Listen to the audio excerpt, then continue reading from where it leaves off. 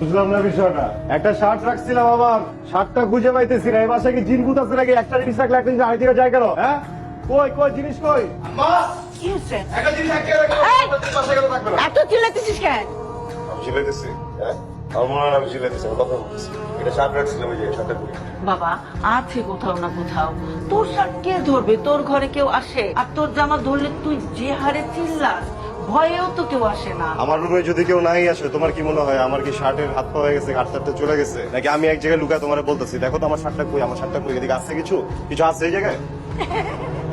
কি হয়েছে ভাইজান, এত চিল্লাইতেছেন কেন? ভাইয়া নাকি এখানে একটা শার্ট রাখছিল, ওটা খুঁজে পাইতেছেন। ওটা তো আমি ধুইয়া দিছি। আপনি যে আমার রুমে ঢুকছেন, আমার রুমে পানি শার্ট রেখে খালাম্মা আমারে কইছে তোর ভাইজানের রুমে যা, যেগুলো ময়লা কাপড় চোপড় আছে নিয়ে ধুইয়া দে। জামা কাপড় ময়লা হলে ধুইতে হবে না। ভাইয়া তুই তো অন্য শার্ট পর জানা। শার্টের প্যাচের ঢুকার মতো রাখতে